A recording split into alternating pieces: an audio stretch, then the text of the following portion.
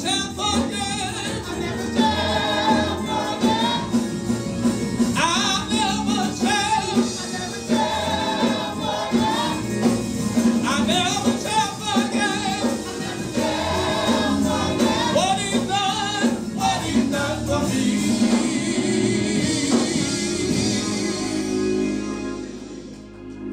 God, we thank you now for the awesome privilege that you've allowed us to once again gather in this sacred space called sanctuary, to lift our hands to be recipients of your goodness and your grace. God, as always, we ask now that you would settle our minds. As you're settling our minds, open our minds to be attentive, receptive, most certainly responsive to your word. God, we need to hear from you like never before. So do what you do best. God, that you would get the glory out of our coming. Make us witnessing warriors, testifying saints to your goodness, most certainly your grace. And we ask it all in your name that matters, Jesus the Christ. Every heart, every believer said, amen. The 30th number of the Psalm, Psalm 30. The 30th number of the Psalm, Psalm 30. Psalm 30, Psalm 30. Verse number 5. Psalm 30 and 5. We look at a few scriptures within that Psalm 30, but Psalm 30 and 5. Psalm 30 and 5. Reading from the English Standard Version. And I want to actually, let me read it from the Message Bible, and I want to read it from the ESV. Better yet, let me read it from the ESV first, then from the Message. It says, for his anger is but for a moment, and his favor is life. Weeping may endure or tarry for the night, but joy comes in the morning. Weeping may endure for a night, but joy comes.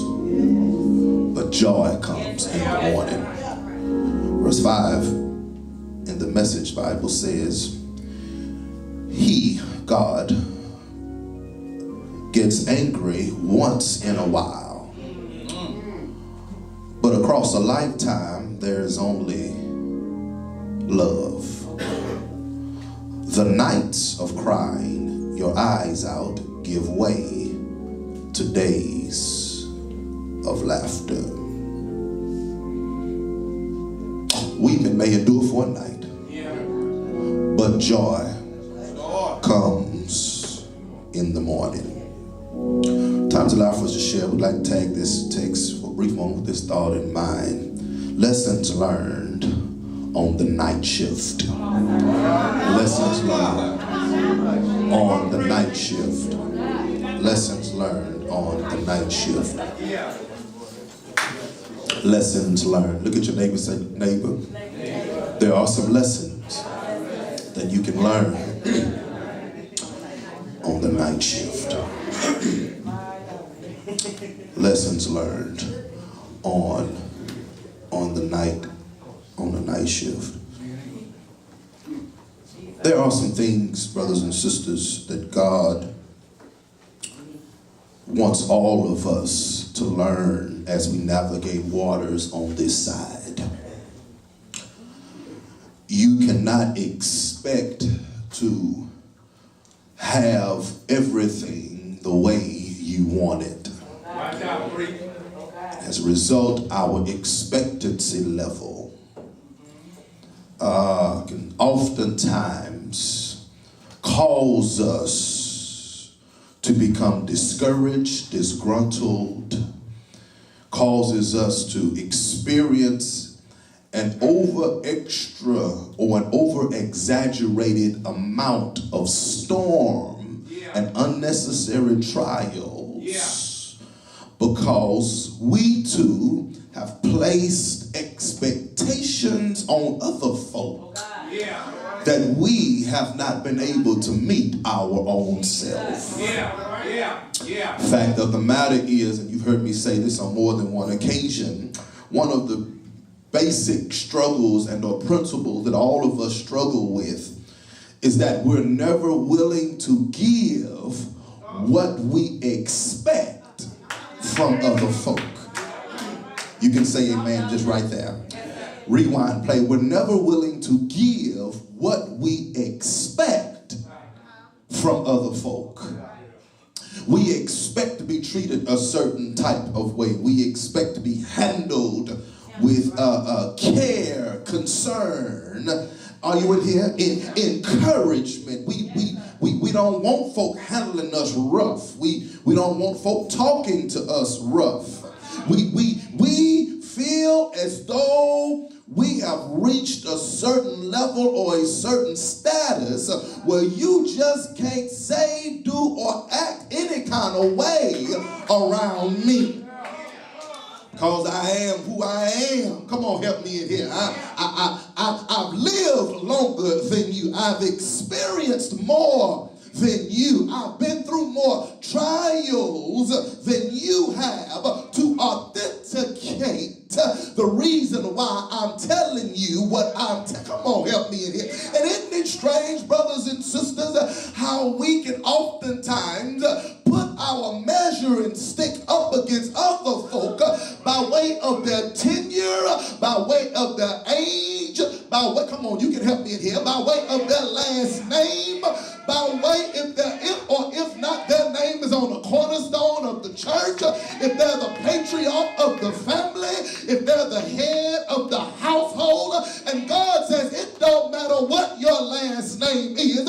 I don't care how many Bibles you own. I don't care what your job title is on your job or in the church. I don't care how long you've been in church. If you don't know me in the pardon of your sins, you gonna buzz hell wide open.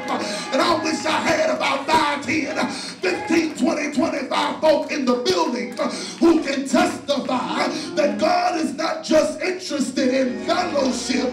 He wants you to have a relationship with him. Because at the name of Jesus, every knee must bow, every tongue must confess. Do I have anybody in the building who can testify that you need to have a relationship with Jesus Christ? I need a relationship. So why do you come to church?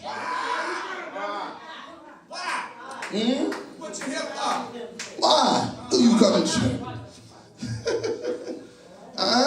Do you just come to church during your night seasons?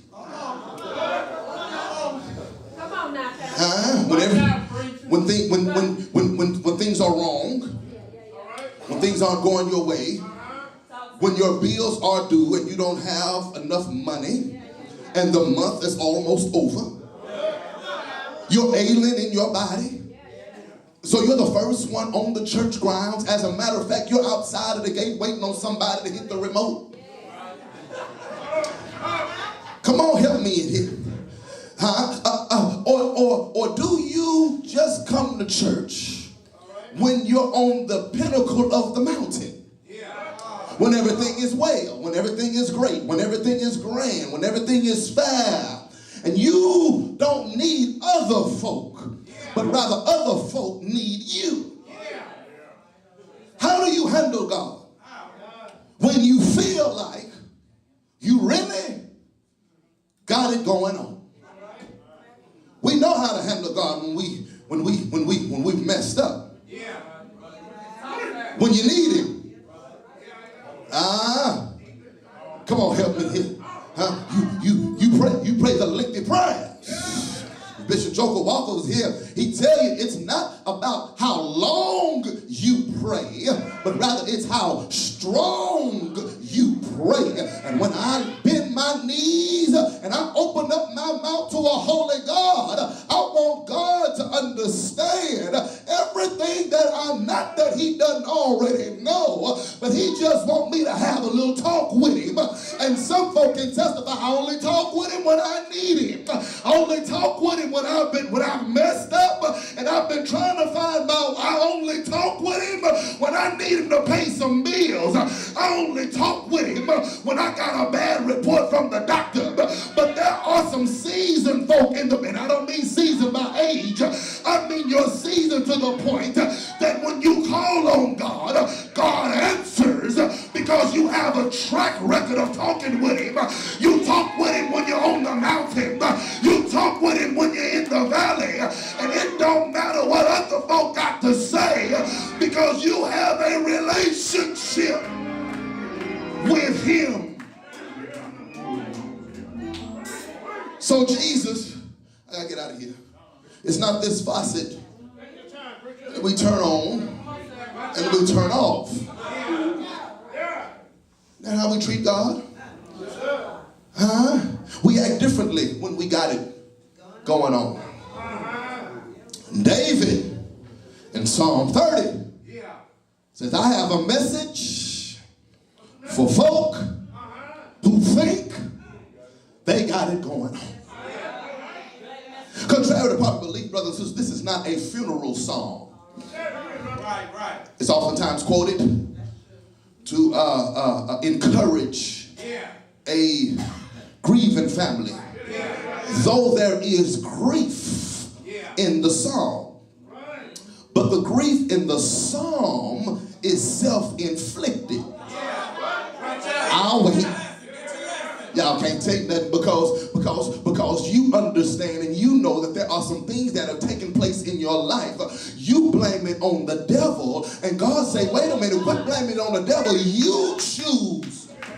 You made that. Come on, y'all. When your child make a wayward move after you done told him don't go that way, guess what you say? You made a conscious decision to do what I told you not to do. Isn't that what God says when you go left and God said go right? When you leave the church and God said go back to the church. Go back to the altar. Get down on your knees. And don't you leave till you get the Holy Ghost power. But because you stay at home, you mad because somebody stepped on your toe. You can't come to church because the preacher preached too long. All the preacher do is ask about money. I wish I had 10 or 12, 13, 40 folk in the building who can testify that giving is a part of worship.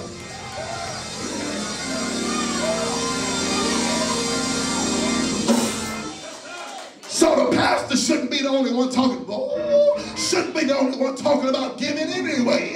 If you're born, if you're saved, sanctified, Holy Ghost filled, you ought to tag team and partner with your pastor and say, God has blessed you with the money, so give the money. Watch this. Watch this. David opens this song. I ain't got that much time. David opens this song. And he says, I will. I will. Y'all see that? I will. Man. I will. I will. I will. That word extol there, the Hebrew word ramam, R-A-M-A-M, simply means to lift up. To raise up.